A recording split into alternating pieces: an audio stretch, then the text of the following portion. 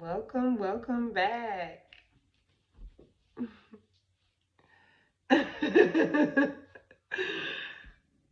You said, wait, I gotta go back. Oh, you back over here. Back on Earth. You are so welcome. Thank you for trusting me in this journey. How long do you think we were under? It was 2 hours. So not that long, but that's funny. Yeah, you said 30 minutes. I love asking people that question because I just want everybody to see how much time is so made up.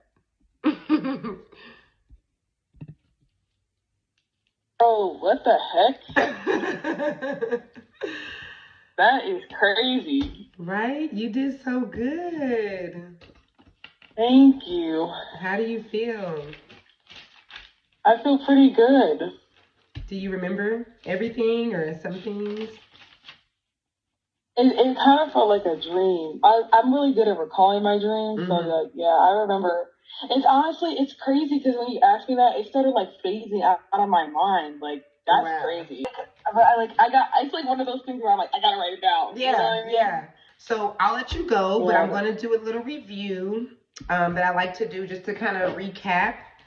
And then I should have the audio over to you in the next like 48 hours. Ooh.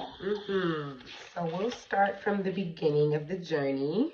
So I kind of speed through the beginning, and then I slow down as we get into the lives and stuff, into the past life. So we started off when you were 16. You felt anxious. You were at Target. You were able to describe things. And let me say this too, because I don't think I said this before, but the reason why I do this part, it's kind of really just to stretch your subconscious and to get you ready for this experience. So that's really what like staying in this timeline and just kind of taking you back in those memories, that's really all that's for. So that's why I kind of just let you say some stuff and then we just go to the next thing. I'm kind of getting you used to, going back into your memories. So 13, you're in the house with your dad. You're able to describe everything. You did a good job describing the house and everything. 9, you're outside your grandmother's house. You're describing everything well there. If you notice too, like I do things like kind of have you go into more details. Like in one of those memories, we went into your closet and went through some of your clothes. All it is helping you trust yourself. So the more that you're able to say what you see and less of what you don't see, the more that the experience is becoming more real and more normal for you. And then we go to when you're 2, your dad is holding you. Then we go into your mother's womb. This is one of my favorite parts because we kind of get to really understand our parents from another perspective, at least our moms more specifically.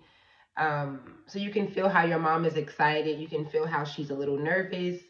You can feel how she's happy, and you describe her also being a little sad because she doesn't really trust your dad. She kind of feels like she's still going to be doing it on her own based on whatever he got going on in the streets or whatever kind of thing. Yeah, you were kind of describing a little bit of that. And then you talked about how you chose your mother because she's strong, she's resilient. You talked about her being beautiful and just your soul wanting to be like her. This right here, it just continues to blow me away every time. I don't know when I'm not going to be blown away. But it just amazes me that the things that people describe that they want to know about, it literally just comes up. Like we normally don't even get to ask the question. Like you wanted to know about this fear that you have about death. You wanted to know about this fear with birth, with having a fear of birth, and it just comes right up in this life. It's just like I didn't manipulate that at all. It's just like your guides are just here. Like let's answer the questions. Let's go through. Like that always amazes me. We started off with you noticing that you have big feet, you have brown skin complexion, you're in 1779, and you're on an island in the Caribbean. Your wife, you can see that your wife was actually, which happens a lot. A lot of times the people that we're in relationships with here, we are also on another timeline with them as well. I mean, this was this was an interesting life. You dealt with a lot of pain in this life. Um, from when the birth started, just a few months later, we went into the birth, and your wife dies there. That's a lot of trauma and strain for you. And then it was only like 5 years later that the British came to invade the village. And that's when you see your daughter being trampled. That's when you're captured and enslaved. And you were enslaved for quite some time. I think that was like a 10-year span, up until the rebel, or maybe more than that. And then you ended up going through a rebellion with some of the slaves. Do you remember that? Yeah. Mm-hmm. Yeah. Yeah. And then so you guys run away. You did detail that you had tried to run away before, and I think you said that you mentioned getting maybe like bit on the hand by a dog or something, like near your thumb. Yeah. And so you go on and on. You guys are like running for 6 months, or it could have been longer than that because we even went beyond that. You definitely were running for at least 6 months though, and it seems like you had a relationship, or there was someone that you were running with, a girl that reminded you of your wife. And then we fast forward 3 years after you are all running, and you guys are found, and that's when the lynching takes place, and you have to watch her being lynched first. Do you recall that?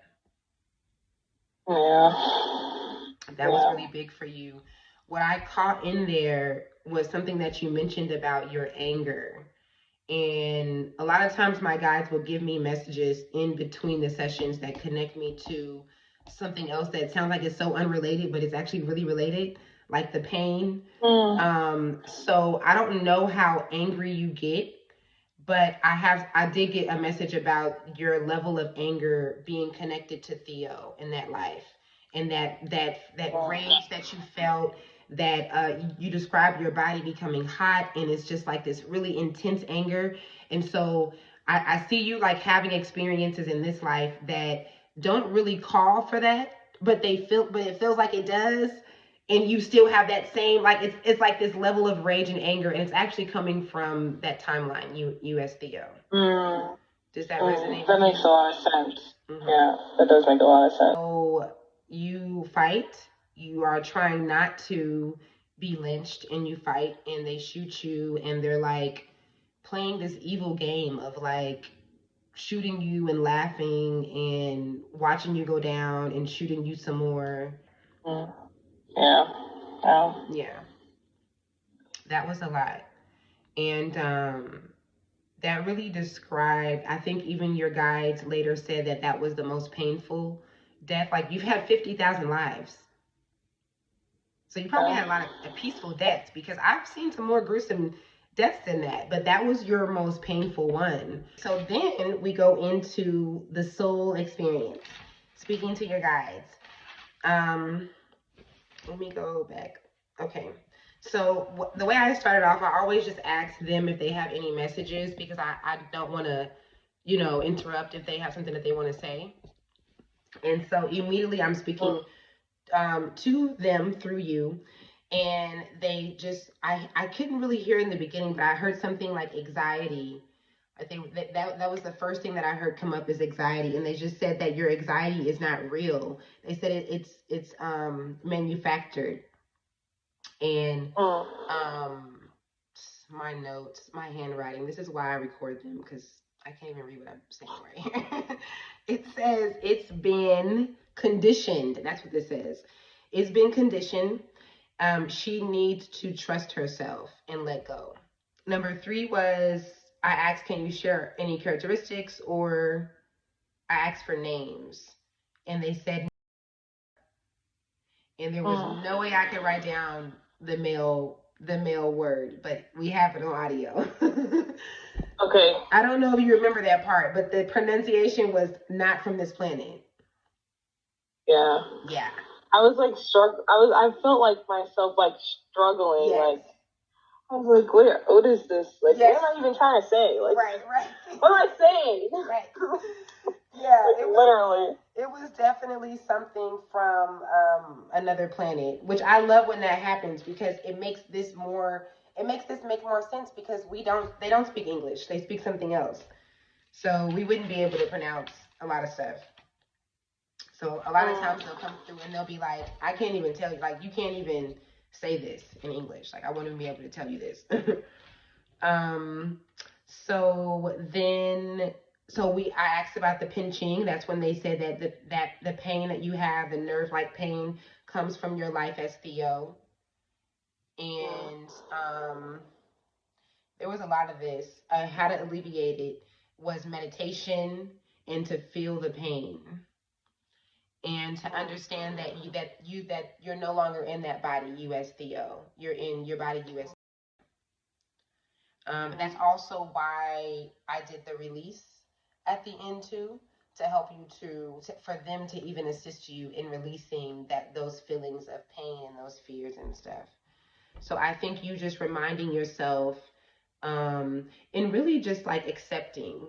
I think I can see that pain alleviating itself with you just accepting that was a life that I lived before in the 1700s. That's no longer the body that I'm in. I've had 50,000. This is going to be 51,000. You know? Yeah. Yeah. Literally. Yeah. And what karmic debt are you paying off and how? I can read my handwriting. That says how to be human again. How to be human again. Many things, which was kind of what I said before. How this question is kind of hard for them to answer because we have like a million karmic things to do. So they said many things, yeah. But they said making mistakes, accepting your mistakes, and not being too hard on yourself. They said not being too hard on yourself because it will cost you. Number 6 was how long have they been here? And they said eons. So they know you, like know you. These are definitely some guys that are going to be on the other side when you cross over. They said that they're always with you. And I asked, how could you connect with them? They said, listen to nature and in your dreams. And they even put more emphasis on the dreams. So just how you were speaking about your dreams, like they're there in the dreams. I said, how can she make her dreams a reality? And they said, meditate and intentionally dreaming. How can you be more accepting and comfortable with the death, with dying? And that was when they said, just realizing that you are not Theo and that the fear is not real. And you know, like you don't just basically come to terms with you not having to have that same suffering death. Like that's only coming from that experience. I asked them, was your fear of giving birth also coming from that life? They said yes. And they said for you to realize that was not your suffering to have. That was hers. Even though I'm sure it felt that way because you were her man and you had to watch it. And then why the strenuous relationship on the family? They said that it's a part of your karmic debt, which is what you said before we started the session. And they said it's all just an exchange, which is normally what it is. It's like a bounce back and forth. You know, we play this game all the time kind of thing. Yeah. So crazy, but yeah. Oh, like literally. Yeah, I'm always like, this is crazy what we're doing. Like, but yeah, that's what they said. It's always an exchange back and forth. I asked where your home was. They said a planet that has mountains and waterfalls and nature, and it's called Arlu. You can look it up though. A lot of times you'll find these planets that they mentioned in the sessions, if it's been discovered or not. Oh, damn. And how do your guides show up in your dreams? They said that they're always present in all your dreams. They said that they were in that specific one with you astral projecting. And they said that they guide you through your dreams and they show up as your friends. They said that you have to look at them directly So that's how you'll know when they're there. That's crazy because I've had dreams like where I've looked into like a person's eyes and like I become like conscious. That's like, what they said. Like, oh, that's crazy. That's bro. what they said. They literally said that she has to look into our eyes and she knows. That's crazy, awesome. bro. That's amazing. That's crazy. Wow. That's so cool. So how to live a life of more ease. They said practice patience. And they kept saying that was a huge theme. They confirmed that they're speaking to you when they're in the ringing of the ears. They said that they do that when you make decisions and to let you know that you're safe to protect you. Yes. Damn. That's just wild, bro. I freaking took my eye mask off. I said, "What is this, bro?" You said what? Oh, when you took it out? Yeah, I was just like, "What is that?" Like, that is not where I just was. Like, you was just in 17, 78, or 9. I could like feel I could just like feel it through my body, and then I was like really like in there, like really re-experiencing it. So it was just so trippy. Like, yeah, I've never experienced two things at once. You know what I mean? Yeah. So that's like that was like really, that was cool. Mm-hmm. And this is why I call it multidimensional, because you're still very present here. It just shows us how multidimensional we really are. Like, there's no way that you could tell me what your coworker, when you were 16 at Target, you know, what kind of shoes he had on that day. Like, there's no way that you could just right now in your conscious brain, and I just ask you, yeah, you know, no. There's no way that you can do that. It's because your subconscious unlocks everything. Like, you really do have the memory of everything is inside of you. You know, we think that we're inside of the dimensions, but they're really inside of us. Like, it gets deeper than what we could even fathom. And this proves that.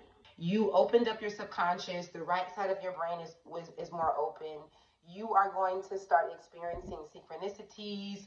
I don't know why people get random money, but that's just something that people report back to me. I don't know what that has to do with this.